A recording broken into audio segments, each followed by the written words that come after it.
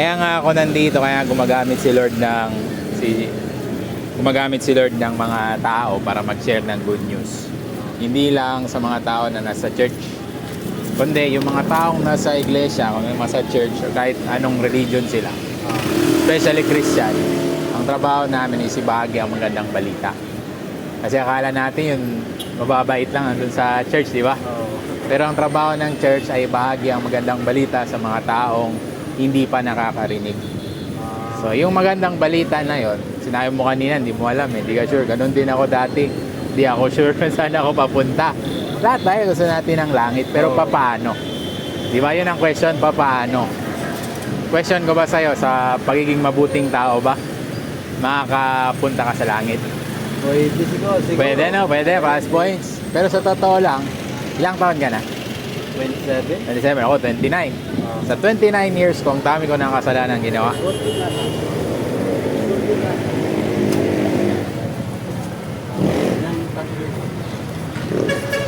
Ikaw, di ba? Dami mo na rin nagawa, di ba? Hindi mabilang. So, bagsak pa rin. So, pagbibigay ng magandang bagay sa ibang tao na kailangan. Pagtutulong sa mga mahirap.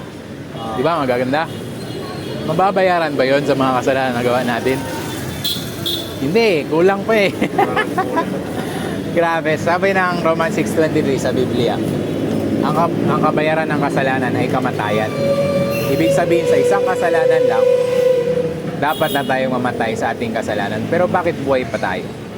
Yung kamatayan kasi paglalayo sa atin sa Diyos. Kung malayo tayo sa Diyos, ibig sabihin walang buhay. Di ba? Ang Diyos ang lumikha ng buhay. So, imagine mo na lang pag wala ang Diyos sa buhay natin. Pero parang impyerno na, buhay pa tayo, pero parang ano na yung buhay natin? Miserable na, ang daming problema. Pero, may magandang balita. Si Jesus. Bakit si Jesus? Sa mahal na mahal tayo ng Panginoong Yesus, ng Diyos Ama, binigay niya ang Panginoong Yesus sa atin. Bakit? Para bigyan tayo ng buhay, ng pag-asa. Sa mga taong nananampalataya kay Jesus, ang pangako sa kanila ay eternal life. Ano ibig sabihin ng eternal life? Yung may buhay ka, may purpose ka. Habang magnegosyo ka, may trabaho ka, like ako, nagbabike ako, may purpose yung buhay natin. Magbibigay tayo ng hope sa ibang tao na hindi dahil sa maganda at mabuti tayo, mabait. Yes, dapat lang, di ba? Maging example tayo ng Panginoong Yesus. Pero hindi mo maiwasan na magkaroon tayo ng mistake. Kasi tao lang tayo. Kaya nga, kailangan natin ng Panginoong Yesus dahil siya lang ang makapagbibigay sa atin ng salvation. Ang salvation, saan? Sa lahat na nangyayari sa mundo ngayon, di ba? Ang hirap. Kumita lang ng pera, ang hirap, di ba? Kailangan mo magpagod, kailangan mo magpawis. Saan pa? Sa maraming bagay, kailangan nating kaligtasan. So, yung eternal life na yan, regalo yan ng Panginoon sa atin lahat. Ganun ka just at pagmamahal sa'yo, Jerome, ng Panginoong Yesus. Na binigay niya ang buhay niya para sa'yo. Na kung maniniwala ka sa Kanya, mananampalataya ka sa Kanya, ikaw ay magkakaroon ng eternal life. Di ba? Very simple. Pero sa ibang tao, parang imposible yan. Maniwala ka lang kay Jesus. Siyempre, maniwala tayo kay Jesus na namatay siya at nabuhay siya ulit. At syempre, hindi lang nagtatapos doon. Gusto ng Panginoon na magkaroon ka ng relationship sa Kanya. Ngayon, ini-invite ka ng Panginoon. Ini-invite mo rin ba siya bilang Diyos at tagapagligtas ng buhay mo? Gusto mo yun? Kasi ako dati, nandun lang ako sa kalsada, hirap na hirap ako. Hindi ko pa nakilala yung magulang ko, tatay ko. Pero nung in-invite ako sa church, may nag-share sa akin, may nag-pray sa akin. Share about Jesus. Sa lahat ng religion na pinasukan ko, hindi ko na siya i-mention. Si Jesus ang tunay na religion. Hindi siya yung parang pangalan ng building. Hindi, totoo siya eh. Nung nag-pray ako sa kanya, sabi ko, Lord, gusto ko makapagtapos ng pag-aaral. Pero imposible na yun. Kasi walang magpa-sponsor sa akin eh. Nakalsada lang ako dati. Natutulog, makain, tapos nanakaw na lang ako sa tindahan para may makain. Tsaka suicidal na. Kaya ano parang purpose ang buhay ko, di ba? Wala eh. Walang girlfriend. Grade school pa na, grade 6. Wala talaga. Pati pagkain ko lang, kulang pa. So yun napatunayan ng Panginoong Yesus na tunay siya. Kaya ngayon, sinishare ko din sa ibang tao na totoo siya. Mahal ka niya at gusto niyang patunayan sa'yo na Diyos siya. Paano? Kausapin mo siya. Yan. Kausapin mo ang Diyos. Kailan ba yung time na kinausap mo siya, parang nagsikay kayo dalawa? Tagal na? Araw lang eh. Akala natin kasi yung prayer is yung makikita natin sa papel. Di ba? Ang tunay na prayer ay yung puso mo, kasi naging totoo si Jesus sa buhay ko. Yung last resort na eh. Umiiyak na ako sa kanya, Lord. Wala na makakatulong sa akin. Kayo na lang. Naniniwala kayo ako na may magandang plano kayo sa akin. Kayo ba? Naniniwala ba kayo na may magandang plano si Jesus sa inyo? Sige, pray tayo. Walang bayad ang prayer. Kasi binayaran ng Panginoong Jesus. Tama? So, yan. Pray tayo. Ay, Jerome, ano bang prayer request mo? Family. May anak ka na? Meron, isa. Isa? Malayo. Yung, taga saan ba? Masbate. Masbate. Sige. Pray natin yung asawa mo. Masbate doon. Masbate ng layo. Doon sila, dito ako. Nagpapadala ka lang doon sa kanila. Sige, pag-pray natin na hindi lang dito yung buhay mo, kundi pagpalain kayo ng family. Kasi gusto ng Diyos na magsama ang anak, ang wife, ang lalaki. At syempre, kasal na kayo? Hindi pa eh. Soon.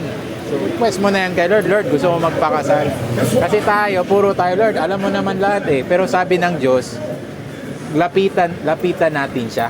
Sabihin natin sa Kanya. Ibig sabihin, kausapin ba natin ng Diyos? Kasi paano niya mapapatunayan na totoo siya? Kasi pwedeng pagpapalain tayo ng Diyos. Pero sabihin natin, sa sariling kalakasan natin, di ba? Diskarte, swerte. Di ba? Pero pagkausapin mo mismo ang Diyos, makikita mo, tunay talaga siya. May purpose talaga. Oo. Dumaan lang ako dito, sabi ng Lord, bili ka ng pinya. Tapos maya, pa-share daw sa'yo ng good news. Kaya nakakamahal ng, wag mong tingnan sa status mo. Kasi pagdating ng araw ng paghuhukom, hindi yan makakapagligtas sa atin. Ang makapagliligtas sa atin ay yung pananampalataya natin kay Jesus. Kung may relasyon ka niya sa Kanya, baka pagdating natin doon, sabihin sa atin ng Diyos na hindi tayo kilala ng Diyos, di ba? Nakakaya yun. Binigay niya na yung buhay niya sa atin. Ngayon, bigay mo na din ang buhay mo sa Kanya kahit na yan yung business mo, pagpapalain niya ng Lord, hindi mo alam. Ganon din ang ginagawa ko sa mga classmate ko, sa mga batchmate ko. Sinisiran ko ng good news kasi ang pera, hindi ibig sabihin na may pera ka, mayaman ka, may estado ka sa buhay. Ito na. Ang dami nga nagpapakamatay, di ba? Tayo ay nangihinayang kasi pwede natin i-share yung good news. Pwede ka rin gamitin, Jerome. Bahagi ang good news sa ibang tao. Pagpapalain ka ng Lord, hindi mo alam. Pagpalain ka ng Lord ng sarili mong business. Hindi mo natin alam kung paano yung gagawin ng Lord. Basta ang sabi ng Lord, maniwala ka lang sa Panginoong Jesus. Yan, naniwala ka ba sa Panginoong Jesus? Okay, sabihin natin, Jesus is my Lord. Sabihin natin, Jesus is my Lord. So banggitin mo lang sa every time na magpe-pray ka sa Bisaya, Tagalog. Bisaya ka ba? Bisaya. Bisaya. No? Mas maganda ngayon sa Bisaya. Mas maayo, di ba? Mag-amputa sa Ginoo sa Bisaya. Ako sa Chabacano, sa Tagalog. Yung puso natin kay Lord. Ngayon, pray tayo. Ang gusto lang ng Panginoon na maniwala ka sa Kanya. Huwag ka mahiya kasi ang sabi ng Panginoon, ang lahat ng mga hindi nahihiya sa Kanya, hindi din siya mahihiya na sabihin ang pangalan natin sa Diyos Ama sa langit. Gusto mo yun? Sinasabi yung pangalan ng Diyos. Ni Jesus, yung pangalan niya sa Kanyang Diyos Ama. So, yun ang good news ko sa'yo. Kasi hindi natin kaya maging mabait eh. May times na we make mistakes. Pero iba naman yung yung alam mo na kasalanan, pero ginagawa mo pa rin. Siyempre, dapat kailangan natin magsisi, di ba, sa kasalanan. Iba naman yung nagkaano ako, parang nagkaroon tayo ng mistake ba? Yung mistake, ibig sabihin, minsan, di natin naisip pala, mali pala yung ginawa ko. Yung nag-aaway kayo ng misis. Tapos pagsabihan nyo siya. So, minsan, pwede natin yung sabihin na mag-sorry tayo, di ba? Walang imposible. Ang Diyos nga napatawad tayo. tayo pa kaya magpatawad? Oo, napatawad ko yung magulang ko eh. Kahit hindi ko pa sila nakilala. Grabe yung hatred ko sa magulang ko dati. Pero nung naintindihan ko yung pagmamahal ni Jesus sa akin, naging totoo, napatawad ko sila habang hindi ko pa sila nakikita. Ngayon, masaya ako yung puso ko. Kasi bakit? Kung may tao man may ginawang masama sa akin, magpapatawad ng magpapatawad ako. Kasi ganun din ang Diyos sa atin eh. Tayo ba, hindi ba naging makasalanan? Tayo ba, hindi ba gumagawa ng kasalanan? Di ba? Nagagawa tayo. Kaya magpatawad tayo katulad ng Diyos na ginagawa niya sa atin. So pray tayo. Lord, marami pong salamat kay Jerome. Kayo po, Panginoong Yesus, ang nabigay ng business sa kanya. Lord, salamat na maging totoo po kayo kay Jerome. Pagpalain niyo po siya ng business sa sarili at magsama siya ng kanyang anak at misis. Salamat, Lord, sa kanyang buhay na maging inspirasyon po siya sa maraming tao. Gamitin niyo po si Jerome for the glory of God. At salamat, Lord, sa salvation na binigay niyo po sa kanyang buhay. At salamat din po sa amazing relationship at miracle na gagawin niyo po sa kanyang buhay. In Jesus' name. Amen. Thank you, Lord. Ganun lang, simpleng prayer. Mamayang gabi, pray ka, Lord. May nag-share sa akin ng good news. Hindi ko alam sino yun. Basta, padala mo ata, Lord eh. Hindi ko alam, imposible. May mga problema ka. Mas gusto ni Lord na kinakausap mo siya. Dito ka sa tinda, nagbebenta, wala kang ginagawa. Pwede mong basahin ang salita ng Diyos.